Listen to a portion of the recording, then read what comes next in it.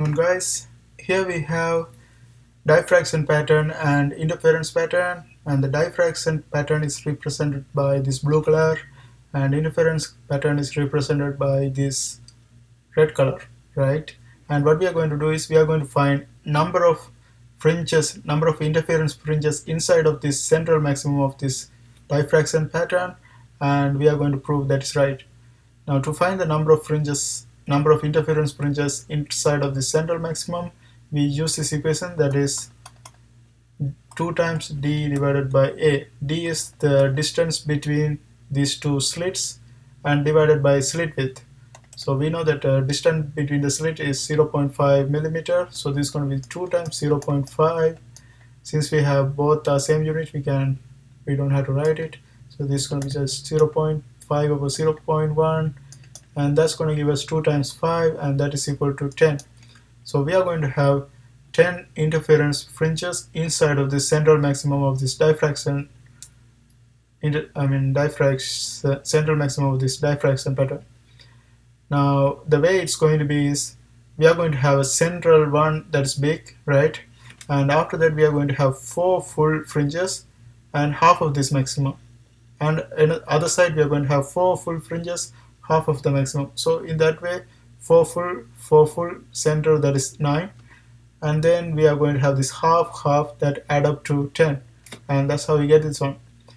Now to prove this one, this is right, what we are going to do is we are going to use this equation, this phi is equal to x distance times 2 phi over lambda.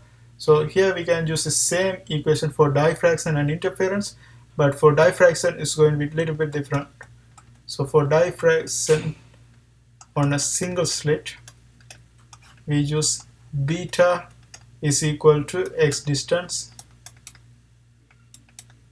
over lambda times 2 phi. And for interference in a double slit, since we have double slit, we use this one. So diffraction on a single slit, we use this one because we are trying to find this y distance. Now first of all, x distance for on a single slit diffraction, x distance is equal to the slit width times sine theta.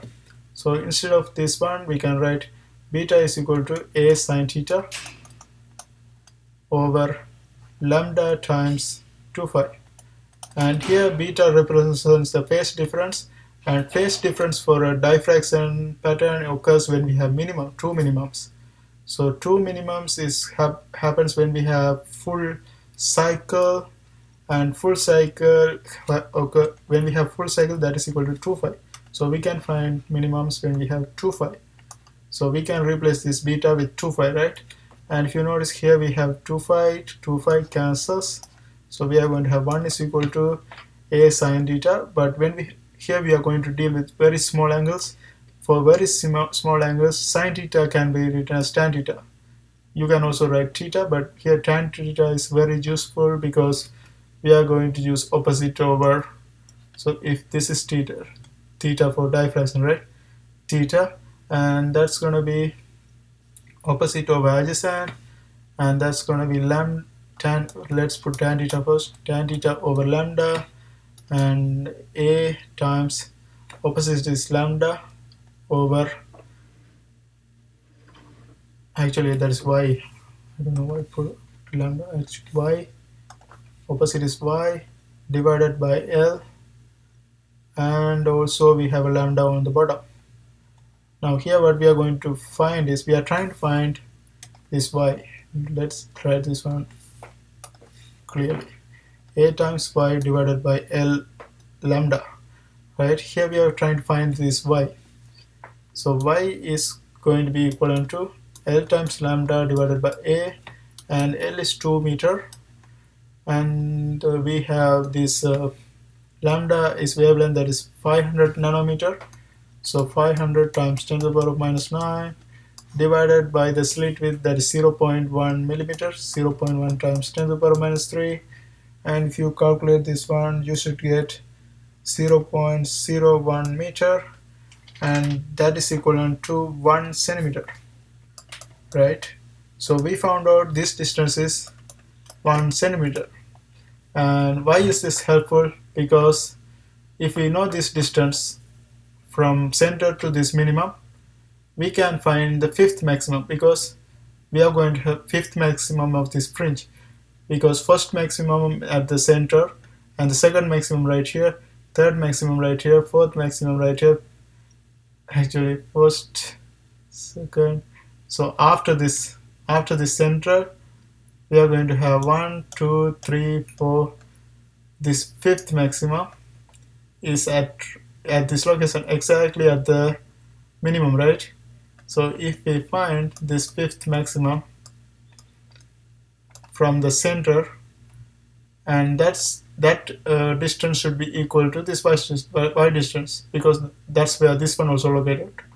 Now to find the fifth distance, we are going to use this exact same equation but in a different way.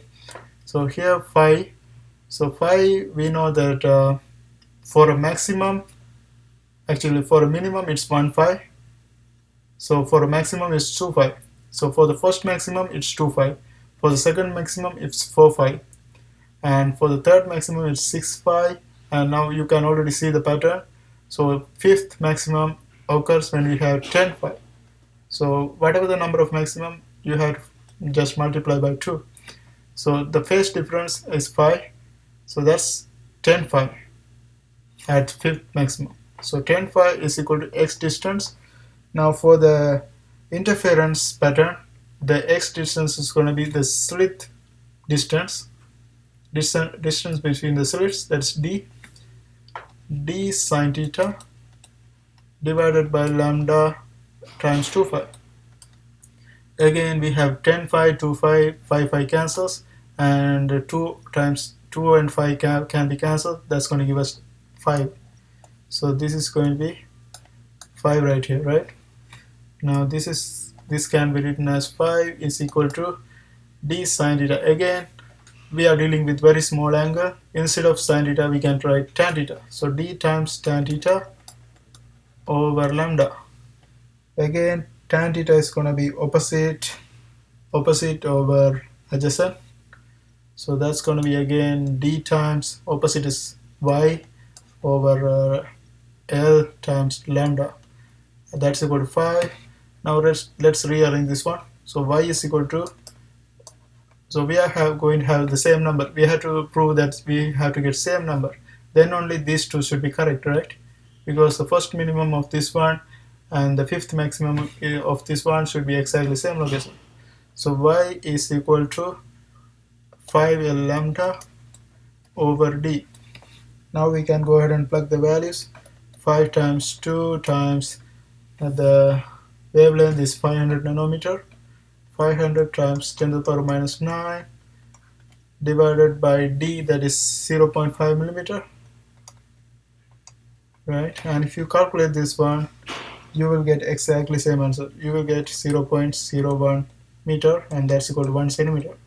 So this proves that first minimum of this one from first minimum of this one and the fifth maximum of this one, it's exactly at the same location.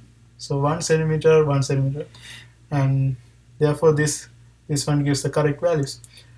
I hope you guys find this video helpful. See you next time.